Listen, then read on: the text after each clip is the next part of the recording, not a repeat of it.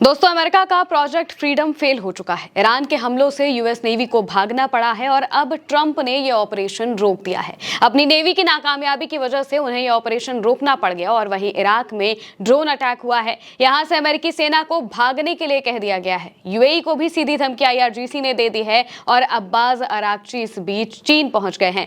क्या क्या खबरें सामने आ रही हैं, बीते 24 घंटे में क्या कुछ हुआ है, सब बताते हैं आपको। सबसे पहले तो आप ये तस्वीर देखिए। अमेरिकन नेवी को आईआरजीसी सीधे धमकी देती है कि यहां से निकल जाओ, अगर होर्मुज में आने की कोशिश करोगे तो हम मिसाइलें दाग देंगे। इसके बाद अमेरिका के ये जो डिस्ट्रॉयर्स हैं ये भागते हुए दिखाई देते हैं। इसको लेकर जो खबर है वो फार्स न्यूज एजेंसी के हवाले से लिखी हुई है। दिखाया गया है कि moment of IRGC navy's warning to the American destroyer and the destroyers escape after receiving the warning. यानी कि आईआरजीसी की नेवी ने वार्निंग दी अमेरिका के डिस्ट्रॉयर्स को जो कि आने की कोशिश कर रहे थे, और सीधे जैसे ही वार्निंग मिलती है तो तुरंत वो जो डिस्ट्रॉयर्स हैं वो भागते हुए दिखाई देते हैं। इसके अलावा बीते दिनों देखने को मिला था कि अमेरिका के 2 जेट्स अचानक से रडार से गायब हो गए थे। अभी तक इनके बारे में कोई जानकारी नहीं मिली है कि आखिर ये जेट्स गए कहां। वहीं इस बीच एक कार्गो वेसल पर भी हमला हो जाता है। इसको लेकर भी जो जानकारी है यूकेएमटीओ के हवाले से यहाँ पर नजर आ रही है, जिसमें वार्निंग करके लिखा हुआ है और बताया गया है कि कार्गो वेसल पर अटैक हुआ है अननोन प्रोजेक्टाइल्स के जरिए और इसका इम्पैक्ट काफी बड़ा पड़ा है। और ये जो पूरा इलाका है स्ट्रेट ऑफ होर्मुज का, यहाँ पर यह अटैक होता है। स्ट्रेट ऑफ होर्मुज के इलाके में कार्गो वेसल पर अटैक होता है, जिसके बाद यहाँ पर अब स्थितियां और ज्यादा बिगड़ गई। लेकिन जैसे ही अमेरिका ने देखा कि लगातार अटैक हो रहे हैं तो डोनाल्ड ट्रंप खुद पोस्ट करते हैं और कहते हैं कि हम ये सब कुछ रोक रहे हैं। इस बीच ईरान ने इराक के सुलेमानिया में भी अटैक किया है। ईरान के जो समर्थित ग्रुप्स हैं उनकी तरफ से अटैक हुआ है। अमेरिका के एक अड्डे पर अटैक किया गया है। लिखा हुआ है इसके बारे में जो जानकारी है वो तस्नीम न्यूज एजेंसी के हवाले से दी गई है। लिखा हुआ है ईरान ने इराक के सुलेमानिया में अमेरिका समर्थित कुर्द अलगाववादी अड्डे पर हमला किया। ईरान ने इराक के सुलेमानिया में अमेरिका समर्थित कुर्द अलगाववादी आतंकवादियों के एक अड्डे पर ड्रोन अटैक किया है। ये बात इन्होंने लिखी और बताया है कि कैसे ड्रोन अटैक हुआ है और उसकी तस्वीर भी सामने आती है कि बड़ा सा ये जो आग का गुबार है वो देखने को मिलता है। ड्रोन अटैक यहाँ पर होता है। इसके बाद डोनाल्ड ट्रंप का पोस्ट आता है। डोनाल्ड ट्रंप अपने पोस्ट में इस बात को कहते हैं कि हम अपने ऑपरेशन को रोक रहे हैं।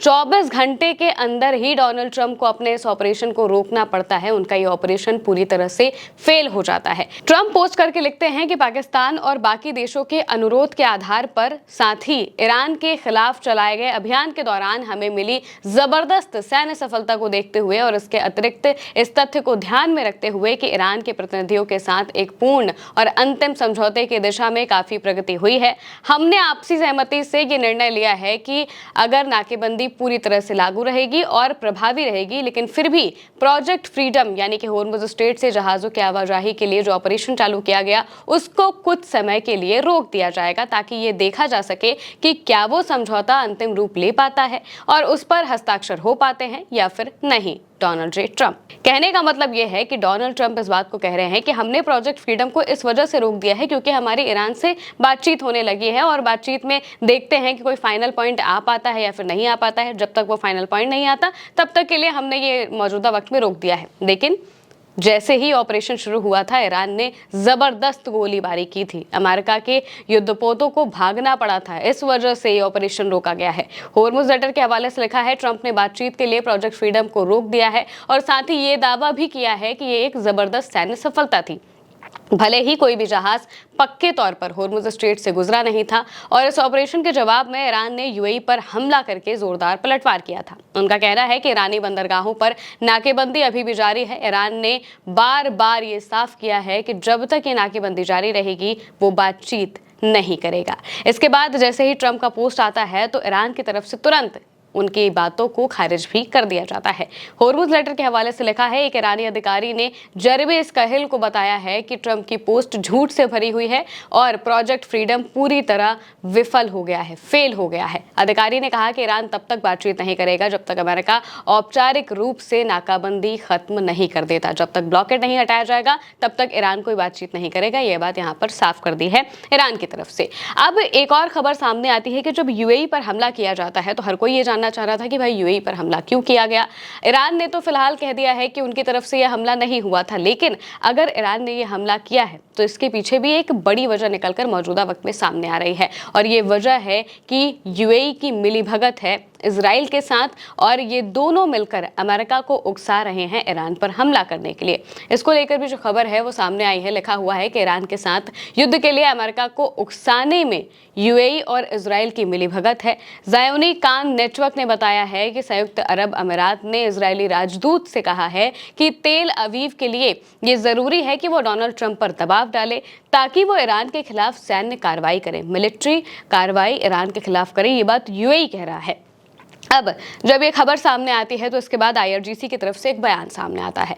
आईआरजीसी अपने बयान में कहता है कि यूएई संभल जाओ वरना फिर हम हमला करने से पीछे नहीं हटेंगे। लिखा हुआ है, खत्म अल अनबिया केंद्रीय मुख्यालय के प्रवक्ता संयुक्त अरब अमीरात यूएई के अधिकारियों और राजनेताओं को यह सूचित किया जाता है कि आपका देश एक इस्लामी भूमि होने के नाते अमरीकियों, ज़ायनिस्टों तथा उनकी सैन्य ताकतों और साजो सामान का अड्डा नहीं बनना चाहिए और ना ही इस्लामी दुनिया तथा मुसलमानों के साथ विश्वासघात करना चाहिए। हम चेतावनी देते हैं कि अगर अमीरात की धरती से हमारे देश के द्वीपों, बंदरगाहों और तटों के खिलाफ कोई भी कार्रवाई की जाती है तो हम उसका ऐसा करारा और पछतावा कराने वाला जवाब देंगे जिसका कोई जवाब नहीं। ये बात यहाँ पर आईआरजीसी ने साफ तौर से लिख दी और बता दिया कि यूएई को सीधे धमकी देते हुए कहा है कि अगर इजराइल और अमेरिका का ये सामान या फिर वहाँ उनकी सेना को जो आपने वहाँ पर रख के रखा है इन सबको हटा दो, वरना अगर यहाँ से हमारी जगह पर हमले हुए तो हम जवाबी कार्रवाई ऐसे करेंगे कि आप लोग पछताते ही रह जाएंगे।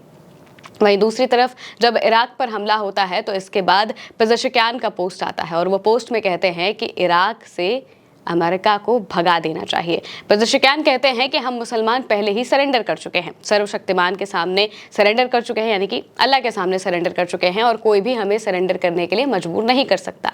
इराक के प्रधानमंत्री के साथ फोन पर बातचीत में मैंने इस बात पर जोर दिया है कि आप अमेरिकी अधिकारियों को सलाह दें कि वो हमारे इलाके से अपनी मिलिट्री धमकियां वापस ले लें, क्योंकि शिया स्कूल के मानने वालों को जबरदस्ती की भाषा से भी सरेंडर करने के लिए मजबूर नहीं किया जा सकता। साफ तौर से उन्होंने कहा कि जितने भी अमेरिका के ऑफिशियल्स हैं उनसे कह दिया जाए कि वो चुपचाप यहां से निकल जाएं, वरना तो हमले तो अभी देख ही जा रहे हैं। अब इसके साथ साथ में अब्बास अराक्ची विदेश मंत्री जो हैं ईरान के, वो पहुंच जाते हैं चीन में उनकी मुलाकात हुई है चीन के विदेश मंत्री से, उनकी बातचीत हुई है और इसके बाद कहा जा रहा है कि शायद उनकी मुलाकात शी जिनपिंग से भी होगी, या अगर नहीं भी होगी तो विदेश मंत्री के जरिए उन तक संदेश पहुंचाया जाएगा।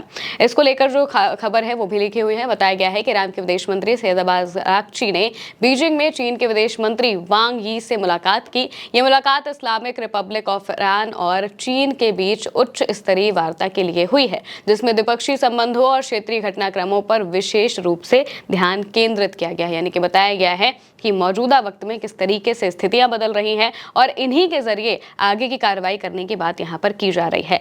अब मिडिल ईस्ट में स्थितियां ऐसी हो गई हैं कि ईरान का दबदबा अभी भी कायम है और अमेरिका के एक के बाद एक ऑपरेशन फेल होते जा रहे हैं। जैसे ही अमेरिका कोई ऑपरेशन चलाता है उनके जेट्स गिरने लगते हैं, उनकी नेवी को भागना पड़ जाता है और इसी वजह से अमेरिका भी स्थिति में पहुंच चुका है कि उन्हें दूसरे देशों से मदद मांगनी पड़ रही है। यहाँ तक कि चीन से भी वो कह रहे हैं कि भाई आकर होर्मुज खुलवाने में हमारी मदद करो, जबकि होर्मुज बंद इसी वजह से हुआ क्योंकि अमेरिका और इजराइल के हमले हुए। अब डोनाल्ड ट्रंप इस स्थिति में बुरी तरीके से फंस चुके हैं, इतनी बुरी तरीके से फंस चुके हैं कि उन्हें समझ नहीं आ रहा है कि आखिर निकले कैसे, कहां से निकले, जबकि ईरान ने साफ तौर से रास्ता दिया हुआ है कि अपनी नाकाबंदी हटाओ और इसके बाद हम कोई बातचीत करेंगे। जब तक नाकाबंदी रहेगी तब तक यहाँ से ना कोई जहाज जा पाएगा और ना ही आपकी नाकाबंदी का कोई असर हम पड़ने देंगे। ये बात साफ तौर से कह दी गई है। भले ही ऑपरेशन फ्रीडम चलाकर डोनाल्ड ट्रंप ने पूरी दुनिया को अपने साथ करने की कोशिश की, लेकिन फिर भी यहाँ पर भी कोई दुनिया उनके साथ नहीं आई।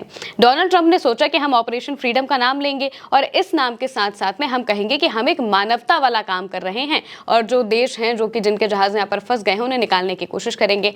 ऐसा अगर हम करेंगे तो बाकी देशों के जो लोग हैं वो भी यहाँ पर आएंगे, हमारे ऑपरेशन में साथ देंगे। इसके लिए उन्होंने कहा भी कि इसमें सबको साथ आना चाहिए, लेकिन कोई भी देश इनके लिए नहीं आया। सभी देशों ने कहा कि हमारी जंग नहीं है, हमारा मसला नहीं है, भले जहाज फंसे हैं फंसे रहने दो, जब तक फंसे हैं तब तक देखा जाएगा, लेकिन अपनी सेना को वहां पर भेजकर हम जंग में क्यों कूदे भला। ये बात सभी देशों ने साफ तौर से कह दी और मौजूदा वक्त में हालात ये है कि अमेरिका को अपना ऑपरेशन रोकना पड़ा है। क्यों? क्योंकि ये ऑपरेशन पूरी तरह से फेल हो गया है और मिडिल ईस्ट में धमाके अब शुरू हो चुके हैं। फिलहाल के लिए मेरे यानी कि महिमा के साथ इस खबर में इतना ही। आप देखते रहिए उल्टा चश्मा यूसी।